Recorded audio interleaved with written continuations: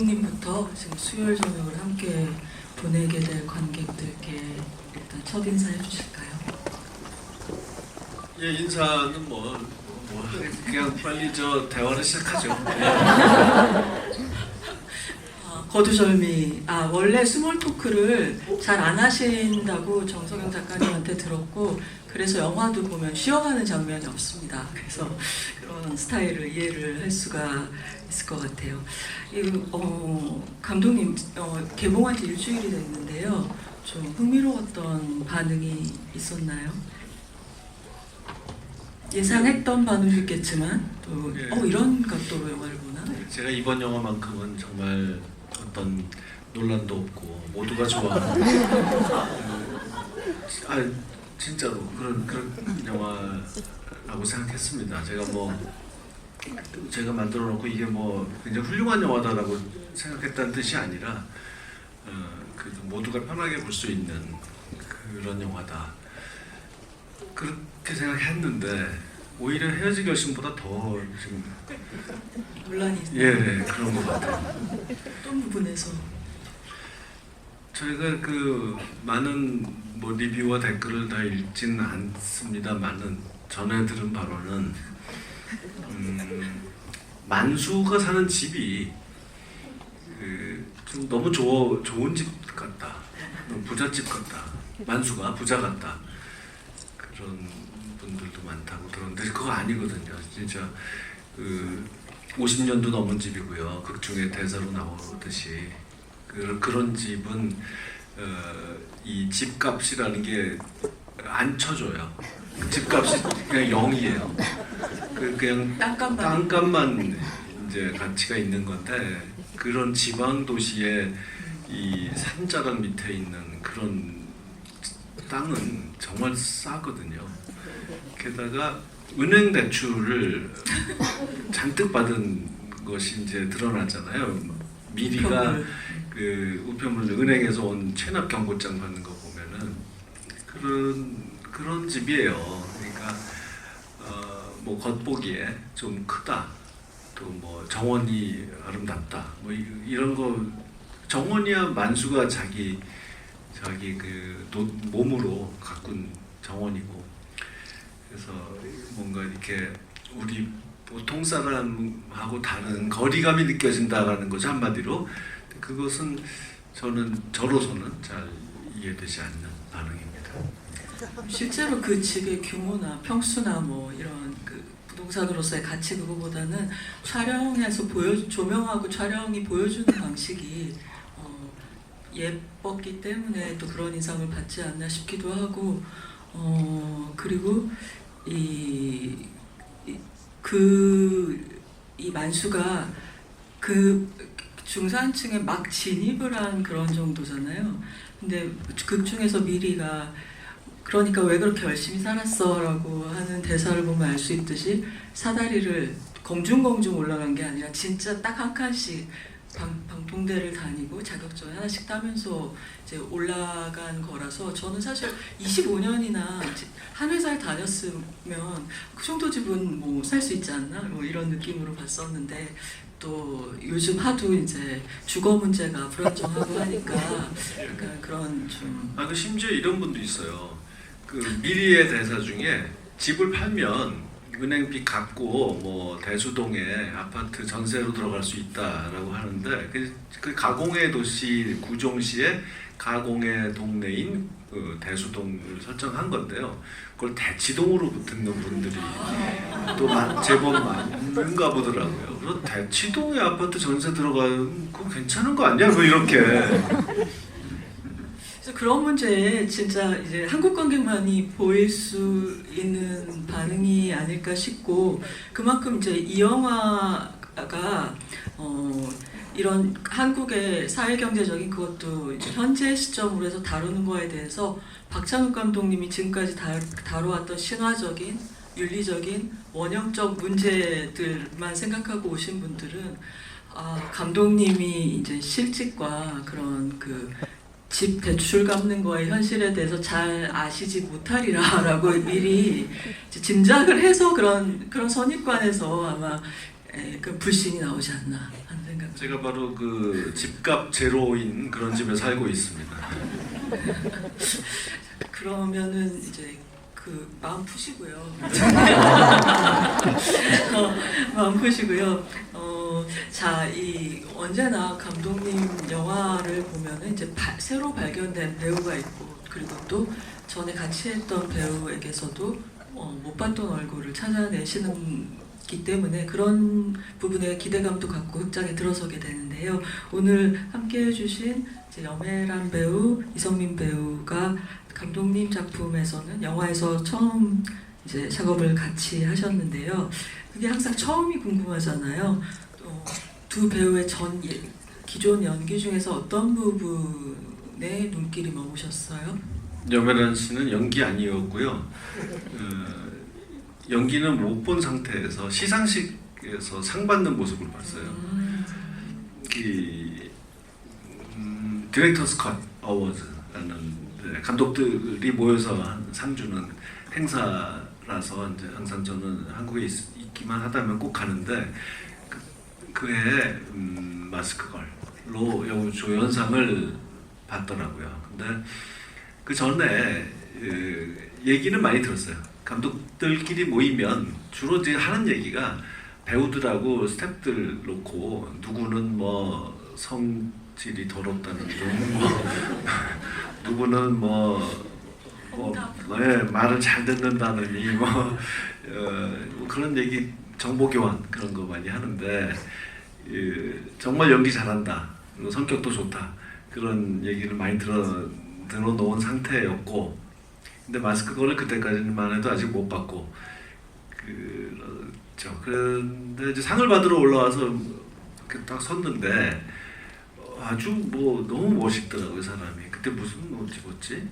하여튼 옷도 잘 입었고 태도가 당당한 데다가 당당하면 또 재수없어 보일 때도 많은데 당당한데 유머도 있고 참 멋졌어요. 그래서 그때 제가 아라를 어떤 사람을 캐스팅을 해야 되나 고민하던 때였기 때문에 배우만 봤다, 여배우만 봤다면 아라로 좋은가 나쁜가 그 생각을 하던 시기였기 때문에 딱 그때 저 사람이다 하는 생각이 들었어요. 뭐 연기를 보진 않았는데도 하도 좋은 얘기를 많이 들었기 때문에 그건 뭐 보나마나라고 생각했죠.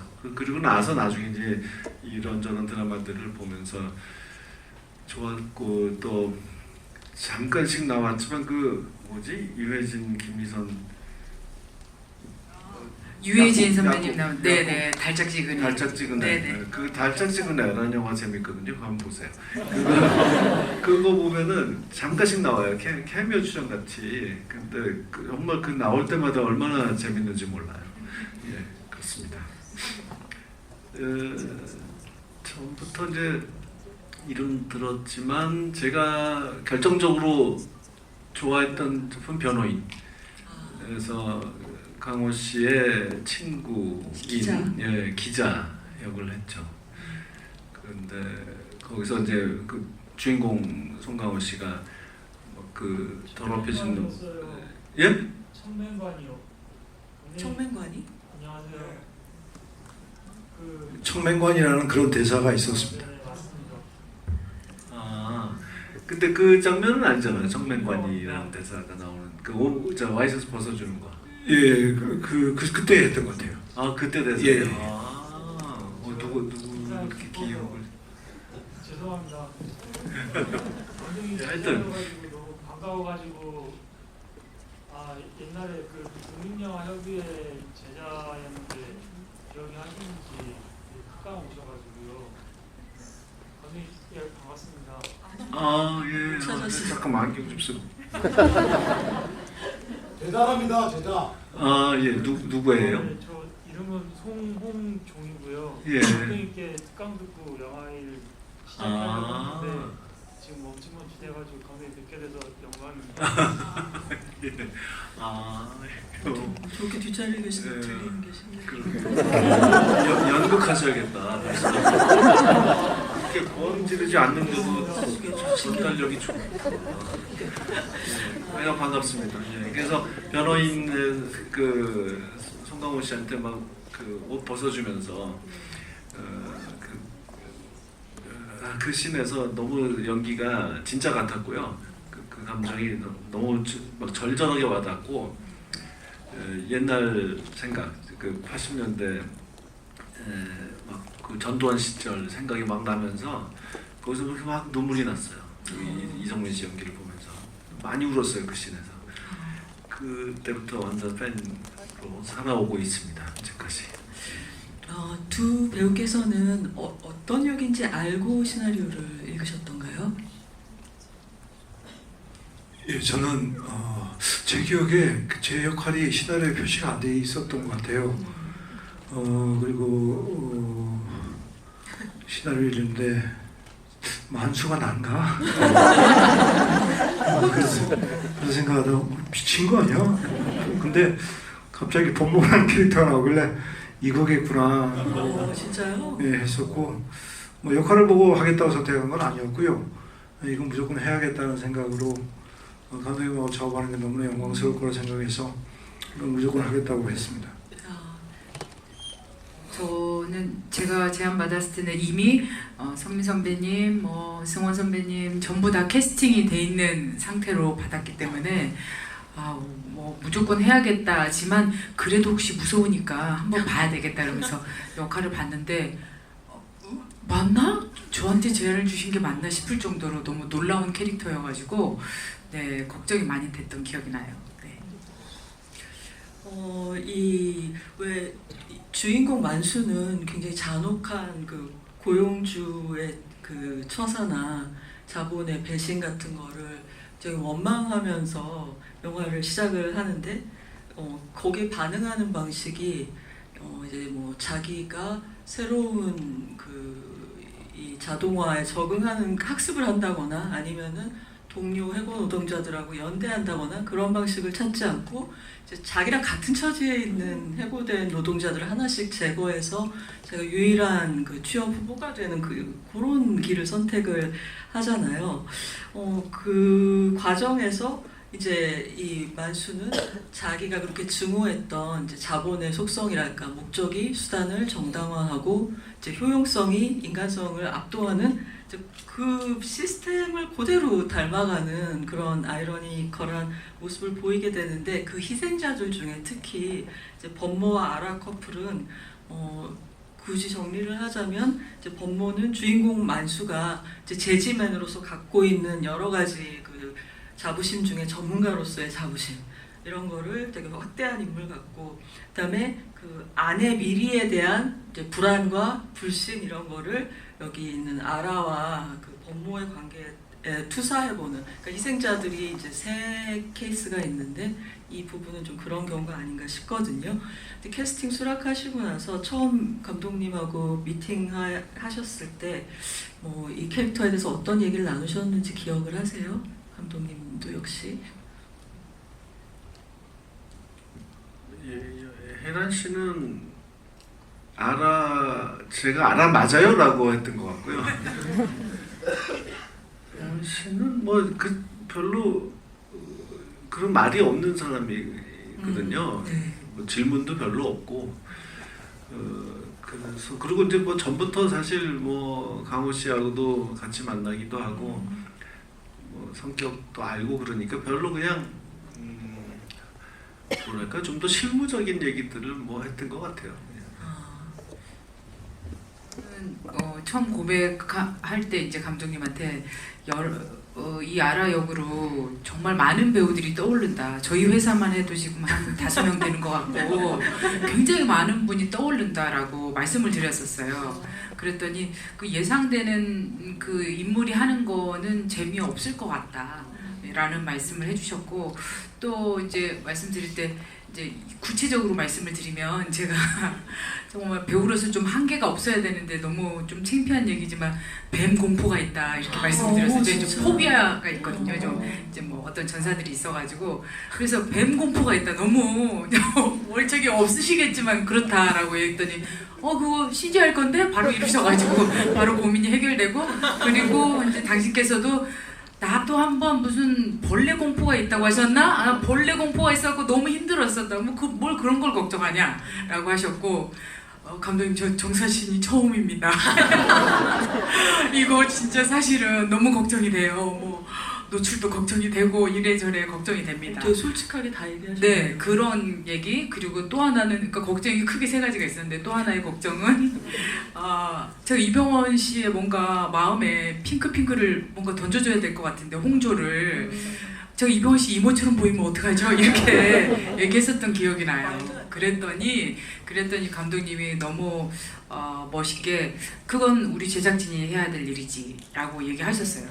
그때 와 이분의 정말 믿음과 또 한편으로의 자신감 같은 것들이 저를 좀 그러니까 그거예요. 의상팀, 네. 헤어 메이크업 팀이 이제 조상경 씨와 송종희 씨 저하고 늘 같이 하는 늘 그냥 예전부터 같이 오던 사람들이고 한국에서 제일 잘하는 사람들이니까 이 사람들한테 한마디 하면 되는 거거든요. 연배단을 어떻게 만들어 만들어줄 수 그렇게 이렇게 해주세요라고 말하면 되는 것이기 때문에 간단히 답할 수 있었습니다.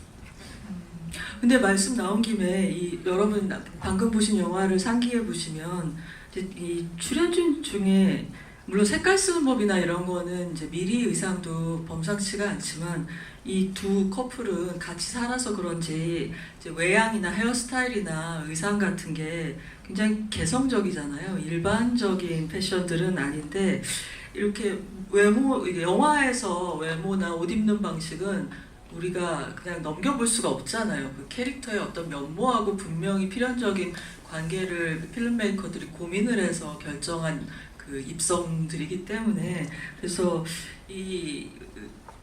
머리, 메이크업, 의상들 선택할 때 두 배우께서 의견을 내신 부분이 있는지 또 이 사람들의 그 외양을 꾸미는 방식이 인물의 어떤 성격하고 관계가 있다고 생각하셨는지 궁금해요. 눈에 너무 확 들어와서 처음부터. 성민 배우님? 네, 뭐 그냥 입으라는데 이거. 혹시 이런 식이에요. 의견은 없었다. 네, 네. 그런 얘기 없었는데 나는 그냥 의상 뭐 여러 개 입어보고 사진 찍어서 감독님이 오케이 했던 것 같고 뭐 머리 스타일은 그 송정희 실장님이 네. 분장 실장님이 애써 그 윗머리가 비어 보이게 하려고 많이 애를 쓰셨고 저는 뭐 하라는 대로 했습니다. 그냥. 가발은 아니고 머리 길러서 파마하신 거예요? 네네네. 아. 그리고 아마 비슷했던 지점은 아마 본모가 옷을 사거나 하지 않았을 것 같아요. 그냥 아라가 입혀주는 데 있고 그죠, 맞아. 저도 그렇게 해서 막 생각했어요. 비슷하게 꾸며지지 않았나 생각합니다. 맞습니다. 아니요. 하나는 자기가 사서 입은 건데 락티? 그렇죠. 그 헤비메탈 밴드 그 그림 그려진 아, 네, 맞습니다. 그 옷 입고 죽잖아요. 그게 이제 그 음반 듣고 오디오 막 그래서 락 음악 많이 듣고 그러니까 이제 조용필도 듣지만 헤비메탈도 듣고 뭐 그런 사람이에요. 그래서 그런 옷을 입혔습니다. 근데 그 막 해골 그런 그때 마음이 그런 거죠. 아라의 배신을 그렇죠. 알고서. 그런 옷 입고 죽는 모습이 더 웃길 거라고 생각했죠. 그리고 이제 시나리오의 구조상 아라하고 미리가 이렇게 병치된 구조로 그렇죠. 이렇게 나란히 있는 그거를 많이 살리고 싶으셔서 이제 그거에 대한 것도 이제 연기적으로도 많이 이제 단초가 됐었고 스타일 만드는 부분에 있어서도 비슷한 옷을 입거나 그렇게 비슷한 스타일로 이렇게 꾸며보는 것들이 있었고 그 사실은 제가 옷을 입고 가는데 진짜 과하잖아요. 뒷동산 올라가는데 부츠 신고 막 치마 입고 뭐 온갖 걸 막 다 모자를 둘러 쓰고 막 스카프를 하고 과한데 그 어떤 전반적으로 감독님께서 말씀하신 건 어떤 리얼리티보다는 그 가상이 만들어 놓은 어떤 그 캐릭터적으로 접근하는 그런 부분을 또 배웠고요. 그리고 좀 그래도 아무래도 아름답게 보여야 되는 면이 있는데 그게 단순히 아름다운 게 아니라 나이가 들어도 놓지 않는 것들 있잖아요. 네. 그래서 이제 송정희 분장 감독님이랑도 말씀드린 게 굉장히 그 네일 아트 신경을 쓰셨어요. 그래서 제일 처음에 저는 그냥 네일 아트를 동네에서 하고 간다고 했더니 연장을 안 했다고. 그래서 이틀 만에 다 띄고 간 거예요. 그래서 연장을 하라고. 그래서 연장이 뭐예요? 이렇게 했더니 손톱을 더 늘려가지고 하는 장면이 있었거든요. 그래서 잘 보시면 여러 번 보신 분들은 아셨을 텐데 제가 맨 마지막에 필살이 연기를 할 때도 이렇게 보면 역광으로 저의 긴 손톱이 보이거든요. 그러니까 끝까지 이렇게 놓지 않는 것들. 그러니까 나이가 들어도 머리숱은 없어도 긴 머리는 포기 못하지. 뭐 이런 식으로 그렇죠. 긴 머리를 한다든지 뭔가 손톱에라도 신경을 쓴다든지 뭔가 이런 것들은 계속 얘기하면서 만들었던 것 같아요. 네.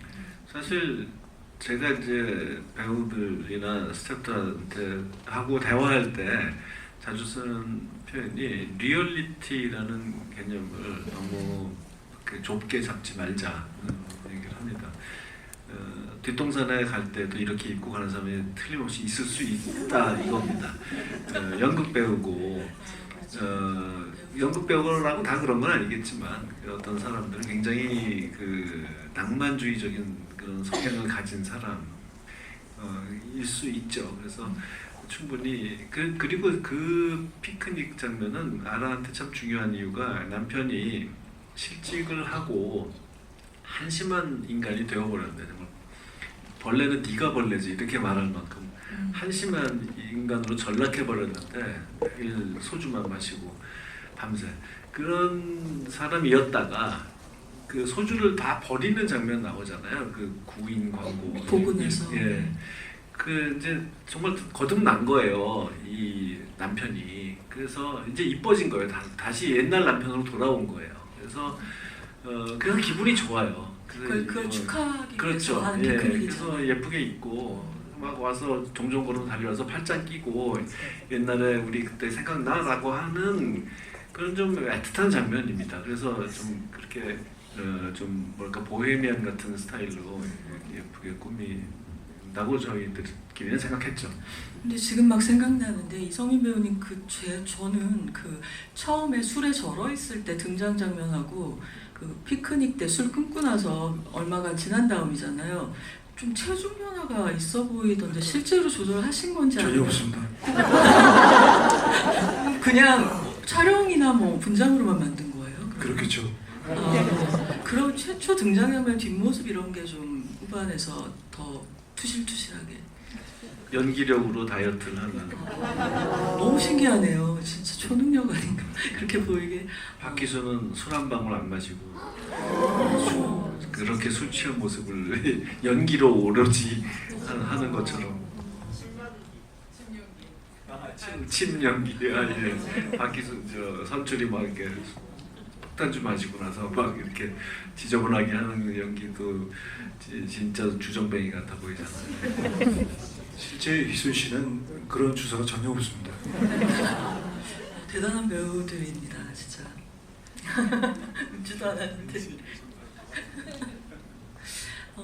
그 여러분들 보셨겠지만 그 옷을 입혀줬다 그 말처럼 둘의 생활 공간 집을 보면 전체적으로는 아라 아버지의 재력과 아라의 어떤 미감으로 집을 다 이제 싹 만들고 그 음악감 사무실만 딱 제 남편한테 동굴처럼 여긴 너의 서식지로 해라라고 불화를 해준 것 같은 이제 그런 느낌이어서 이제 그 모든 면에서 약간 그 아라가 꿈꾸는 어떤 생활을 해야 되는 부분인데 실업이라는 걸 만나서 그 실업에 대처하는 자세가 그거에 미치지 못할 때 아라는 참지 않지 그런 캐릭터가 아닌가 싶어요. 근데 이 사실 저는 아라가 범모를 대하는 게 사랑하는 거 맞는 것 같은데, 사랑하는 사이 맞는 것 같은데, 그 자기의 바람을 채워주지 못할 때는 상당히 뭐 내 삶에서 잘라버릴 수도 있고, 물론 보니까 두 방 맞았다고 죽냐라고 물었을 때 보면은 이거는 죽이려고 쐈다기보다 화풀이처럼 그냥 이렇게 방아쇠를 당겼는데 죽었다는 거에서 좀 당혹스러워하는, 근데 좀 이렇게 약간 때리고 싶었던 그런 느낌으로 총질을 한 것 같거든요. 이 배우님은 도대체 아라의 그 범모를 대하는 태도가 단순치가 않은데 그럼 어떻게 마음속에서 이해를 하셨어요? 그때 부산에서도 말씀드린 것 같은데 제가 실직을 내가 하고 싶어서 한 게 아니다라는 말을 들었을 때 제가 정말 발을 동동 구르는 장면을 감독님이 자르셨더라고요, 안타깝게. 근데 제가 그 발을 동동 구르는 장면을 정말 표현하고 싶었거든요. 정말 이 사랑하는 그 남자라는 이 존재는 도대체 내가 뭐 때문에 화났는지를 모르는 거예요. 정말 자기가 왜 죽는지를 모르는 제가 쏜 이유에 대해서도 끝까지 모르고 간 거예요. 이병헌 씨를 오해하면서 갔잖아요. 네네. 그런 게 너무너무 답답한 거예요. 정말로. 그래서 제가 대사하기 전에 정말 땅을 막 구르면서 정말 답답해 미치겠다는 액션을 막 한 적이 있었거든요. 그게 문제가 아니고 그래서 그러니까 굉장히 좀 모르는 것 같아요. 이유에 대해서 남자들은 끝까지 약간 그런 답답함이 좀 있었죠. 그러니까 뭔가 그 짜증이 폭발을 해서 했던 행동들이다. 아, 그렇군요. 그 오해 부분이 너무 웃긴데 이 영화에 너무나 웃음을 터뜨리게 하는 대사가 많지만 제 경우에는 그거예요. 그 범모가 했던 요리를 하다 보니 아라를 독차지하고 싶어한다는 그게 제일 그 5분 장갑을 끼고 온 바람에 만수가 도무지 이 상황을 어떻게 이해해야 할지 모르겠는 범모로서는 도대체 이놈이 무슨 배짱으로 여기까지 기어들어와서 나를 만나나. 도대체 얘는 정말 그냥 내가 눈 감아주고 있으면 그냥 몰래 만나든가 그럴 것이지 어떻게 이렇게까지 하나. 그래서 생각해낸 답이 결국 요리를 하다 생각해보니까 아라를 독차지하고 싶어졌냐 이런 말이 튀어나온 거죠.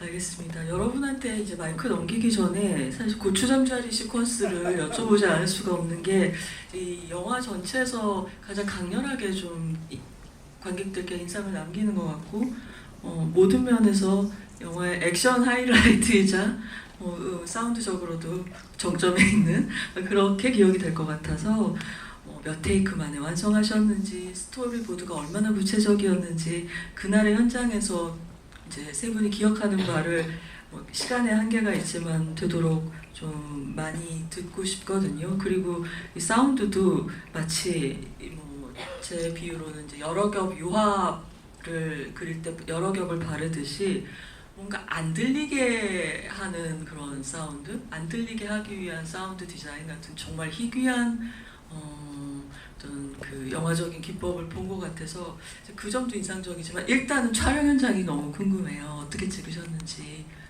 거든요. 네, 그래서 사회를 찍어서 굉장히 정교하게 찍긴 찍었어요. 네, 그래서 그 찍을 때 사실 제일 처음엔 이제 고추잠자리 생각하고 계셨지만 틀지는 않고 조용한 상태에서 야!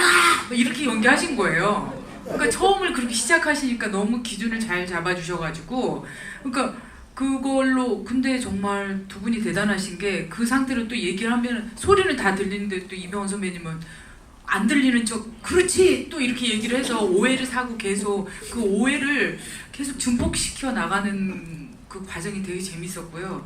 그 사실 그 액션 팀이 오셔가지고 이렇게 하다가 제가 뒤집어지고 다시 돌아가고 이런 것들이 이제 액션 스쿨에서부터 연습을 다 해놨거든요. 근데 그거는 맞춰놨지만 그 과정 자체가 정말 좀 인위적이지 않지만 굉장히 성적인 구조처럼도 보이고 범모가 보기엔 너무 자세도 이상하고 야릇하고 너무 화가 나고 그 와중에 또 막 살은 이만큼 노출이 되고 이런 것들을 해야 되는데 그걸 다 나오기가 어려운 상태였는데 너무 이병헌 선배님이 액션도 잘하시고 그러니까 저희가 또 진짜 개싸움처럼 해야 되는 부분이 있어서 막 그 연장한 손톱은 뜯겨져 나가고 막 이렇게 막 난리가 났었어요. 사실 또 막 스타킹을 신고 있으니 일부러 그래서 그 무대 아니, 미술 해주시는 분이 밑에 카페트도 깔아주시고 음악 감상실이긴 하지만 그렇죠. 그런 걸 또 배려해서 또 깔아주시고 조금 덜 아프라고. 네 그런 장면도 있고 그런 수고도 해주셨고 그 장면 찍으면서 힘들긴 해도 굉장히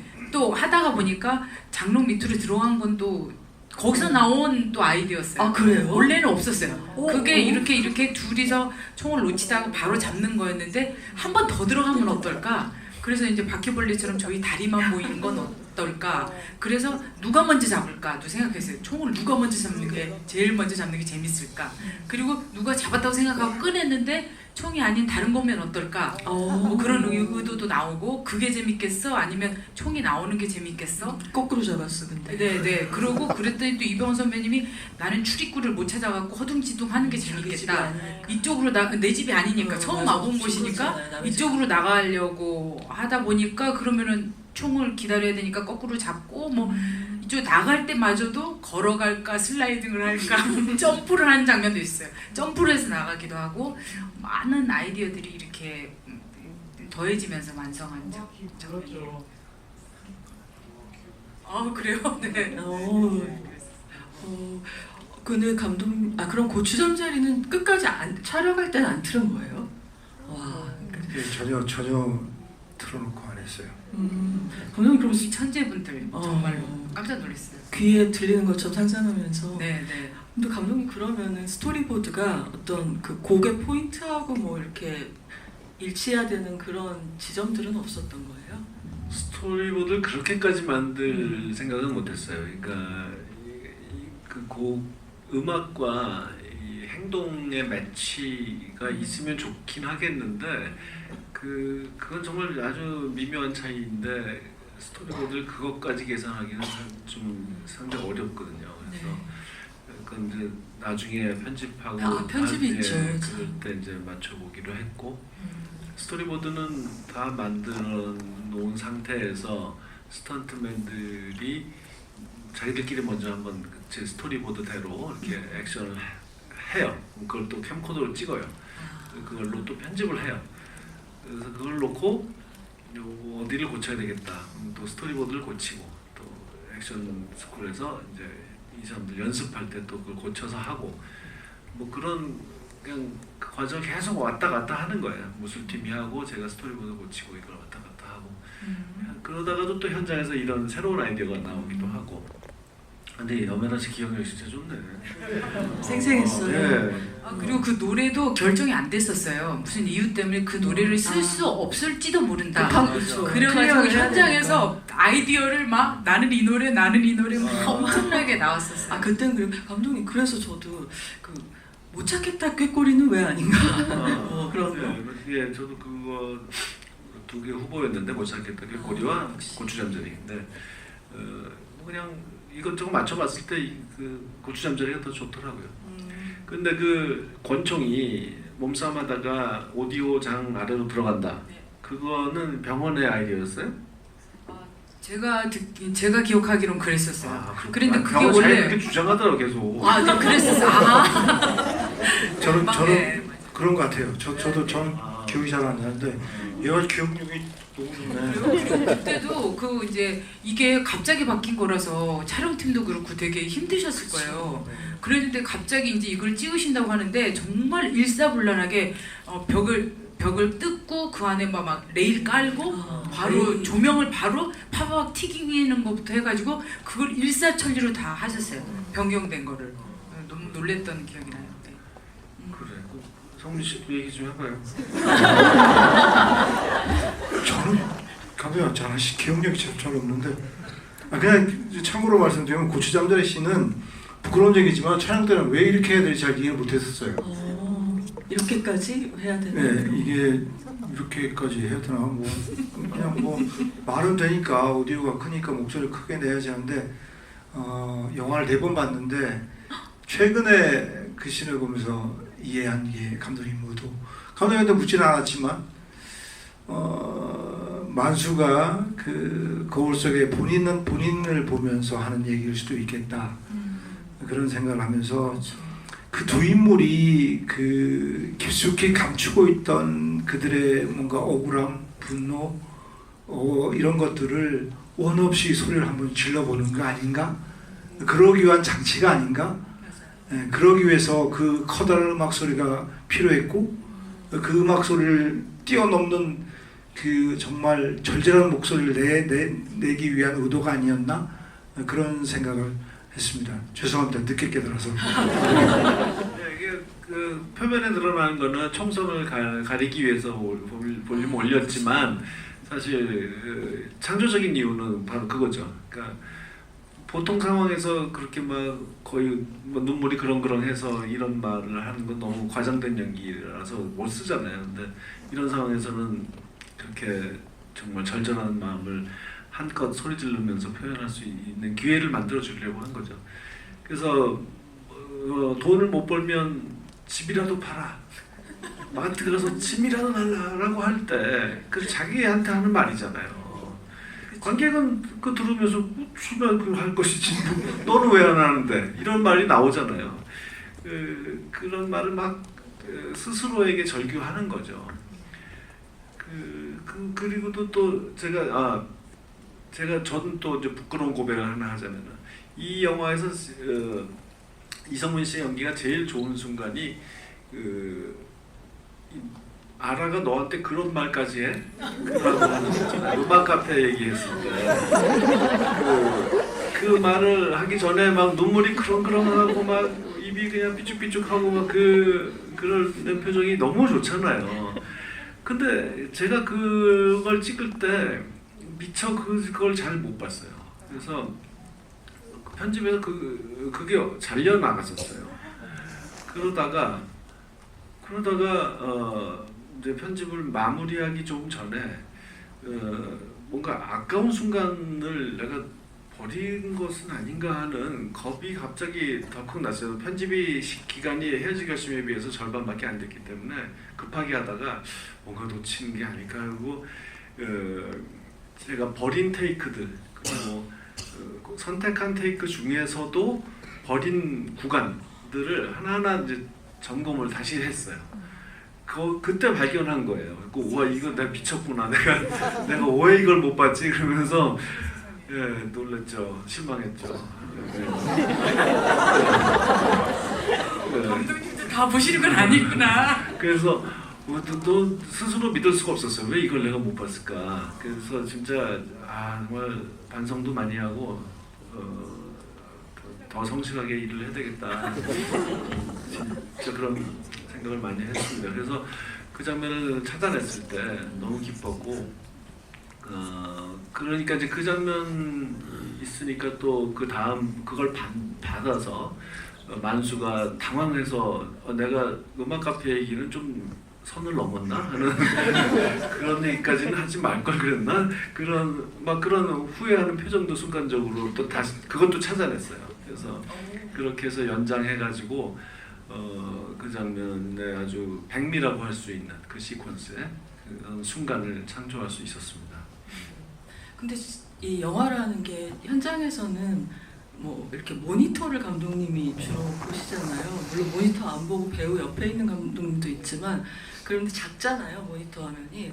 그래서 그 후시할 때나 그럴 때 크게 보니까 그때 연기를 이렇게 했었네 하고 놀랄 때가 있다고 그러더라고요, 다른 감독님들도. 영화의 특징이 아닌가 싶고, 그 고추잠자리 시퀀스는 저는 사실 이제 아가씨 이후로 박찬욱 감독님이 뭔가 예술가로서 좀 새로운 시기에 접어들었다고 생각을 하거든요. 좀 뭐랄까 그 이후의 작품들이 헤어질 결심도 있고 리틀 드러머걸, 동조자 이런 작품들을 보면은 그 이전보다는 이제 영화 언어가 더 유창하고 풍부해지셨고 오케스트레이터로서의 면모가 그 이전 작품들하고는 좀 달라진 부분이 있다고 생각하는데 근데 그 와중에 이번 작품은 좀 박찬욱 감독님이 지금까지 쓰지 않았던 기법의 조합을 막 쏟아부어가지고 그 지금까지 우아함 대신에 뭔가 충돌, 역설 이런 미학을 한번 밀어붙여보자 하고 작심을 하신 게 아니었나 끄떡이고 계시네요. 아무튼 그런 생각이 드는 게 그 시퀀스에서 좀 확신이 들었어요. 헤어질 결심, 그래서 제가 걱정했던 게 이 영화 만들면서 헤어질 결심으로 제 영화 세계에 입문한 팬들이 있다면 그분들은 당황하겠다. 떠날 수도 있겠다. 이런 걱정을 좀 하긴 했습니다. 예. 자, 그러면은 죄송하게도 시간이 10분밖에 남진 않았지만 여러분 제가 굿즈를 질문자에 드린다는 말씀을 드릴 필요도 없이 많은 질문이 있군요. 감독님이 골라주세요. 네, 감독님이 지명해 주세요. 예, 저는 좀 무섭습니다. 예, 하나씩만 질문할까요, 우리? 네, 10분이니까 서로 많이 하기 위해서. 질문하게 되어서 너무 영광입니다. 제가 궁금한 거는 아라의 옷이 약간 그 박쥐에 나오는 김옥빈 씨의 옷과 많이 비슷하다고 느껴졌는데 혹시 의상 디자이너 분께 혹시 따로 얘기하신 게 있으신지 아니면 따로 별도로 부탁하신 게 있으시면 조금 더 듣고 싶은 생각입니다. 예, 아니에요. 그런 생각은 못 해봤습니다.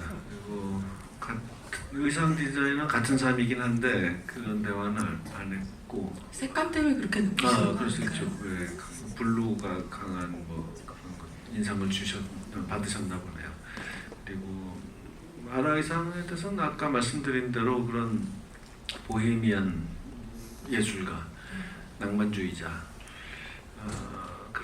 그런 컨셉을 가지고 만들었고 나중에 그 오달수 형사가 이제 말해줄 때의 회상씬에서 등장하는 건 이제 또 완전히 다른 모습이죠. 그때는 마치 그 아라가 첫 등장할 때 상복을 입고 있잖아요. 한복 치마 저고리.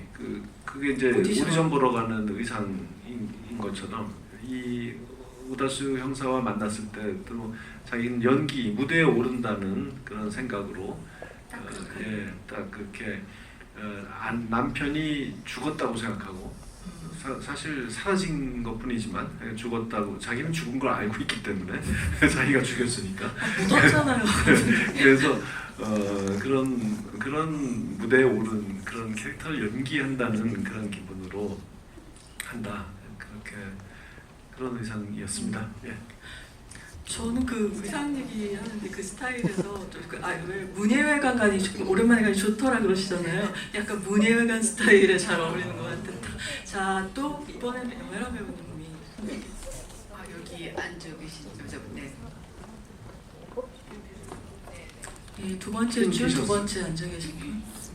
네, 감사합니다. 저는 아까 우아함과 충돌에 대해서 잠깐 말씀을 해주셨는데 그럼에도 불구하고 저는 박찬욱 감독님의 영화에서 그 우아함을 만들어주는 것은 음악이 굉장히 좀 중요하다고 생각합니다.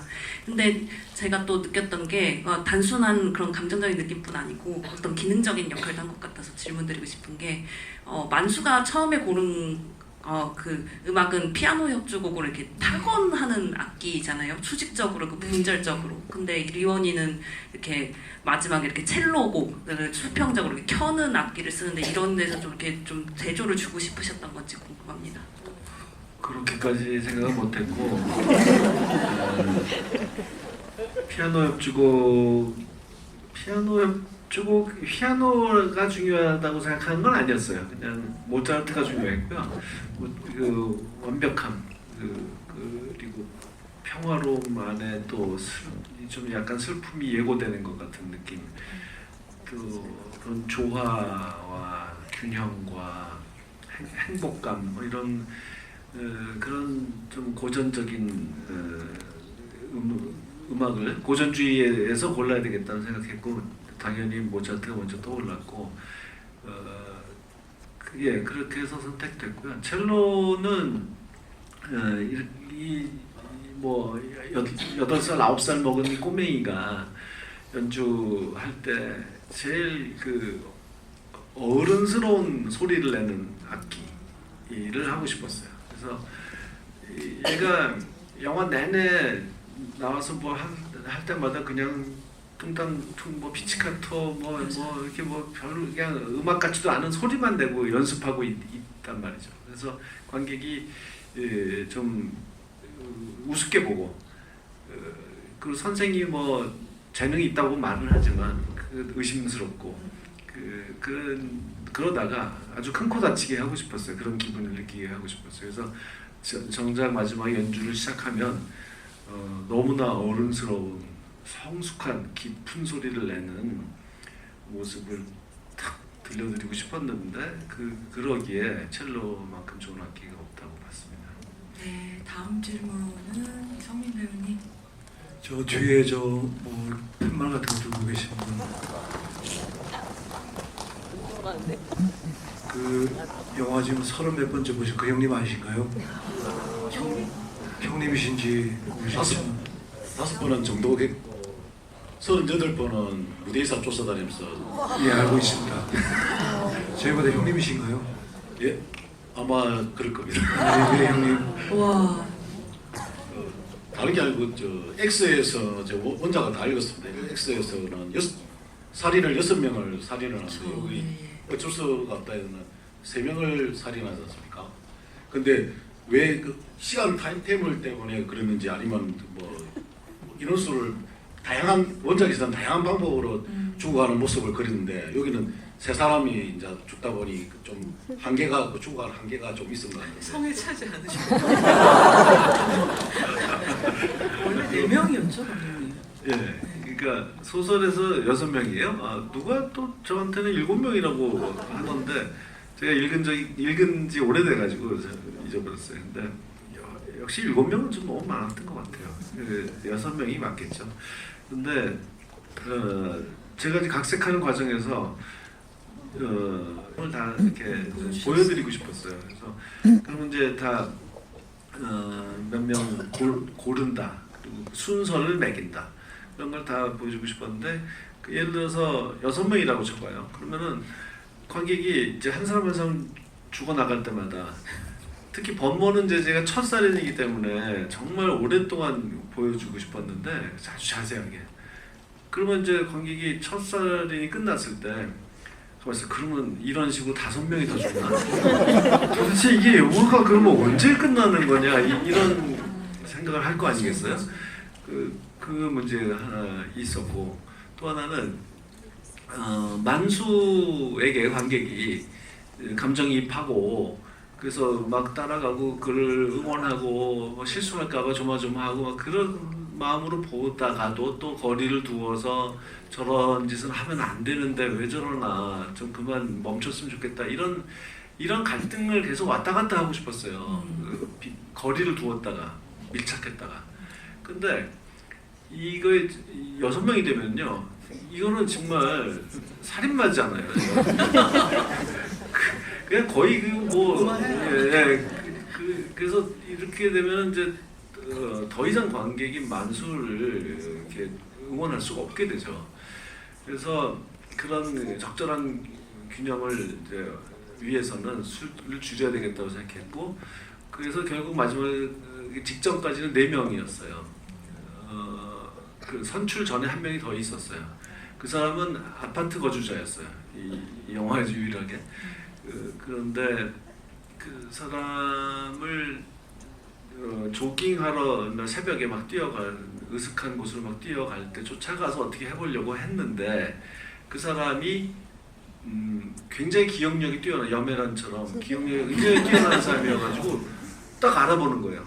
당신 2000 몇 년에 올해 펄프맨 뽑혔던 누구 아닙니까?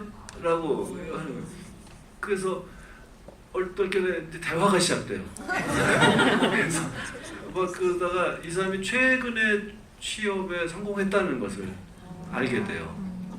그러니까 만수는 거기서 죽일 필요가 없게 된 거 아니에요. 너무 거기에 감동을 받아가지고 이제 정말 살인하기 싫은데 안 죽여도 되니까 막 무릎을 꿇고 바지가랑이를 붙들고 막 울어요. 정말 축하한다고 하면서 정말 축하한다. 그러니까 이 사람은 왜 축하를 이렇게까지 격렬하게 하지?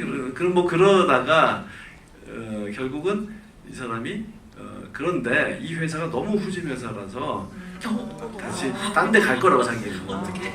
여기 골판지나 만드는 한지만 회사 내가 여기 있을 수 없다고. 그래서 계속 지금 이력서 보내고 있다고. 그래서 할 수 없이 또 예, 그렇게 되죠. 그래서 마당에 묻는 시체는 바로 이 시체였는데 그런데 이제 마지막 단계에서 뭐 다시 또 고민이 시작된 거죠. 4명과 3명은 많이 느낌이 다르잖아요. 그러니까 역시 4명도 너무 많은 것 같다. 결론에 도달해서 빼고 그렇게 그 취업에 성공했다고 해서 감동하고 울고 하는 것은 선출에게 갔어요. 그래서 선출이 매니저 한 명 더 필요해라고 말할 때 만수가 눈물을 흘리면서 안 죽여도 되는구나. 그런 희망을 품는 순간이 글로 옮겨갔죠. 네, 저희 시간상 2분 더 받을 수 있을 것 같아요. 저도 해요. 피해보려고 그랬더니 저기 끝에 계신 하얀 옷 입고 계시는데 둘째 줄이요?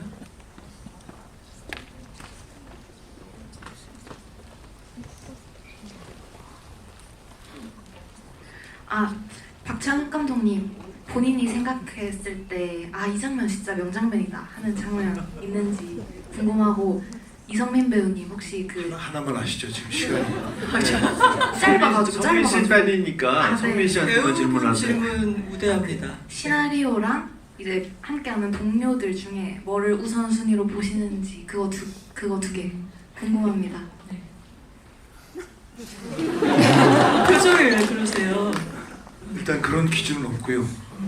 예, 뭘 우선 두거나 그런 기준은 없고, 시나리오가 좋으면은 그게 첫 번째 이유겠고, 지금 같은 경우는 시나리오 읽기 전에 감독이 영화는 해야겠다 생각한 경우예요.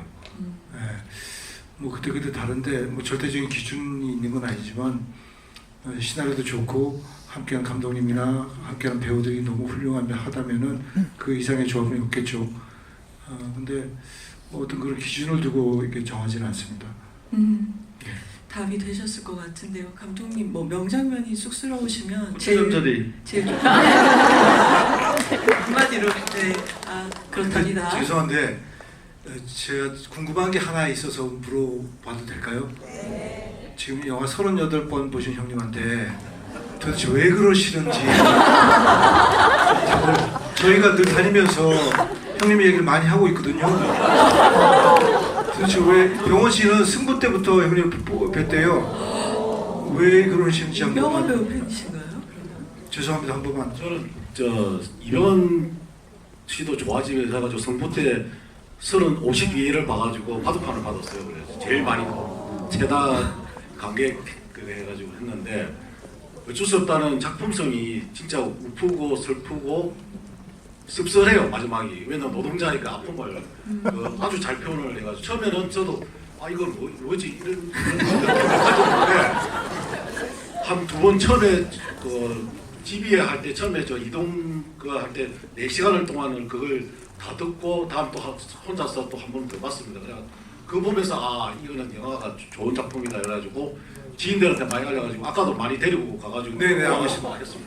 그래서 저는 배우들이 좋아서 보는 것도 있고 감독님도 좋아서 그래서 많이 보게 돼요.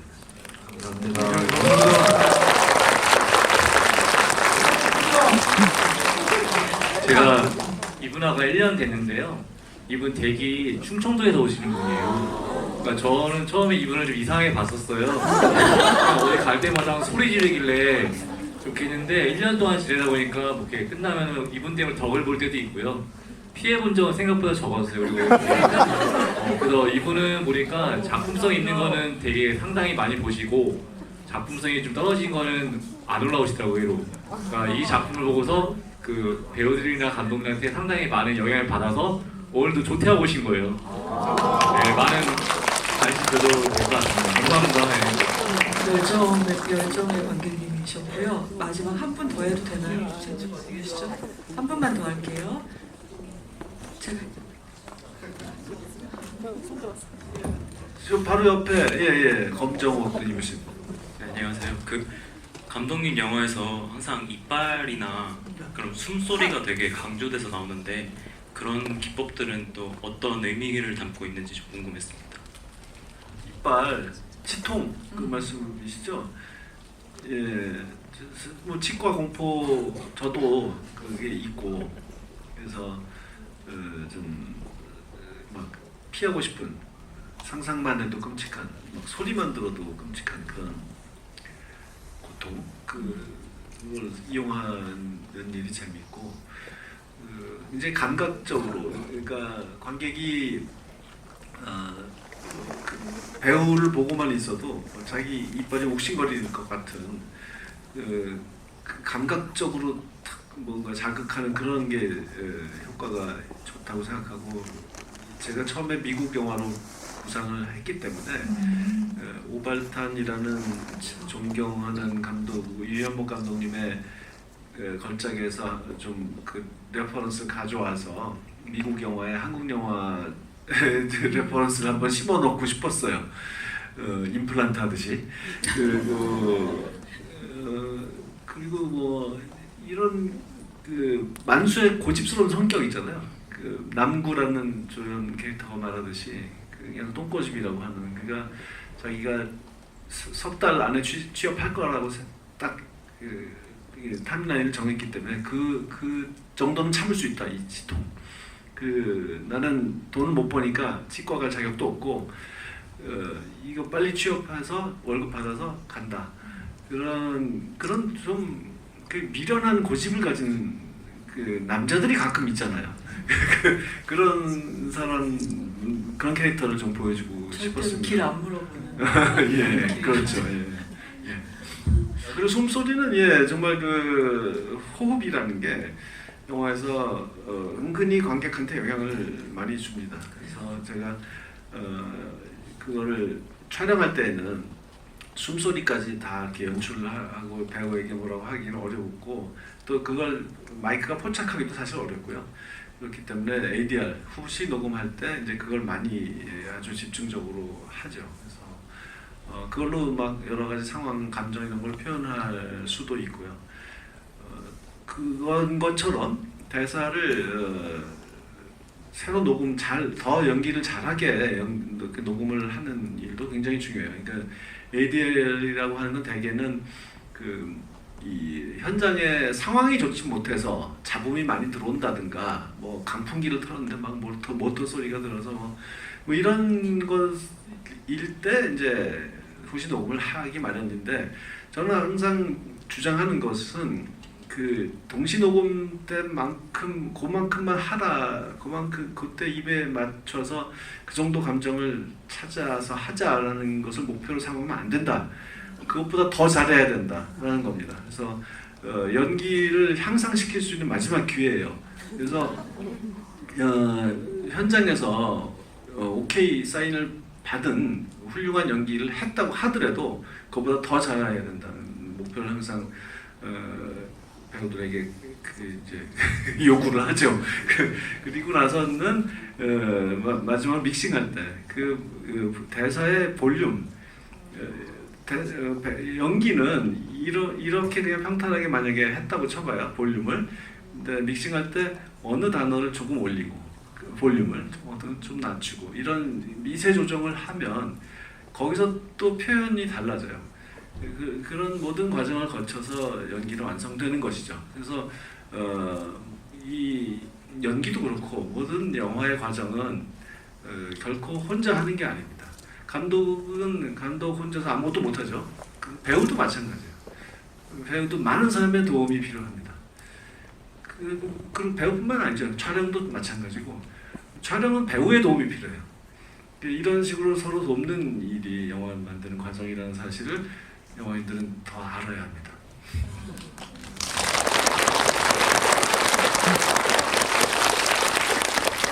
아쉽지만 오늘 대화는 여기서 마쳐야 될 것 같습니다. 여러분들의 질문 덕에 저도 몰랐던 많은 걸 알게 됐고 배우님들의 설명으로 여러분들도 이해가 깊어지셔서 돌아가는 길에 동행하신 분들과 어쩔 수가 없다는 이야기 많이 나누시길 바라겠습니다. 오늘 경청해 주셔서 감사합니다. 감사합니다.